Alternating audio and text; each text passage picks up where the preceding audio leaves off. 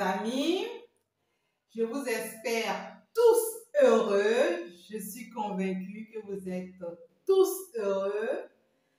Et donc, aujourd'hui, je vais partager avec vous l'information sur les facteurs de risque cardiovasculaire, comme on en avait énoncé dans la vidéo précédente. Moi, je suis le docteur Fernando Cuevi, médecin diabétologue. Qu'est-ce qu'on entend par facteur de risque cardiovasculaire? C'est donc la probabilité de développer une maladie ou bien un accident cardiovasculaire. Pourquoi?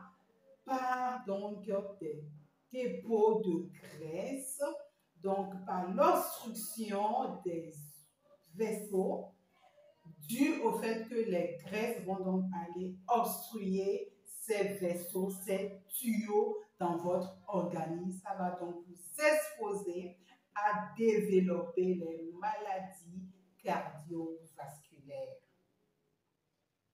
Est-ce qu'on se comprend? Pour expliquer de façon terre à terre, c'est donc une maladie qui va survenir à la suite donc du dépôt de cholestérol, dépôt de graisse au niveau des tuyaux de votre organisme. Comme vous savez, il y a beaucoup de tuyaux. Certains organes sont donc irrigués par ces tuyaux au niveau donc du cerveau, au niveau du cœur. Et donc, lorsque ces tuyaux-là vont être bouchés, ça va donc entraîner beaucoup de maladies cardiovasculaires. Donc, les facteurs de risque qui vont donc entraîner cela, nous allons citer donc quelques-uns et on va commencer par le tabagisme. Lorsque vous fumez, vous vous exposez donc à développer une maladie cardiovasculaire. Deuxième facteur, lorsque vous consommez de l'alcool, ça vous expose également. Troisième facteur, lorsque vous êtes obèse, vous êtes donc à risque de développer une maladie cardiovasculaire. Quatrième facteur de risque, lorsque vous êtes sédentaire, c'est-à-dire lorsque vous ne bougez pas, vous êtes toujours sur place, vous vous déplacez à peine, vous voyez que ça va vous rendre également obèse et cela ne vous avantage point. Lorsque vous avez aussi le cholestérol, c'est-à-dire vous mangez trop gras, cela donc vous expose à développer plus tard une maladie cardiovasculaire.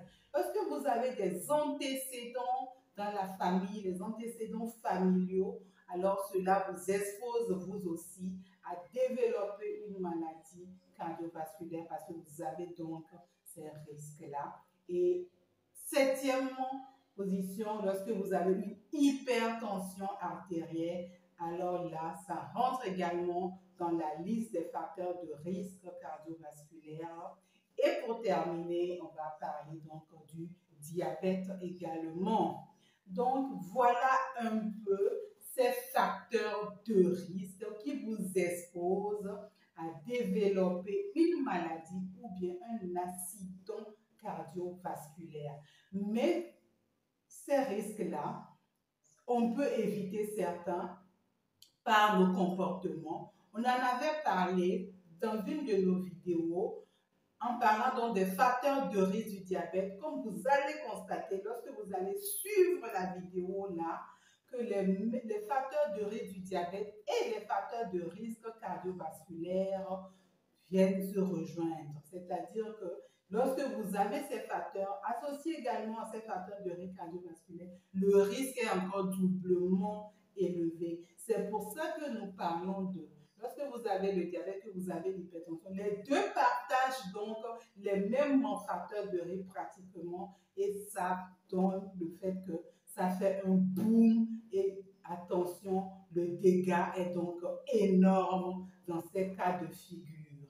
J'espère que le message est clair. Comme nous avons vu dans les facteurs, dans la vidéo précédente, en parlant donc du taux de cholestérol, le mauvais, les objectifs, où nous avons parlé donc des facteurs de risque. Donc aujourd'hui, voici donc quelques facteurs de risque qui viennent d'être listés. Et donc, regardez de vous-même où est-ce que vous vous situez par rapport à ces facteurs de risque qui vous exposent à développer plus tard une maladie cardiovasculaire. Et donc, ayez le bon comportement, ayez le bon réflexe pour éviter donc d'en arriver là, de développer ces maladies, comme on le dit. Prévenir vaut mieux que guérir. Donc, faites le bon choix pour éviter le pire. Je vous remercie.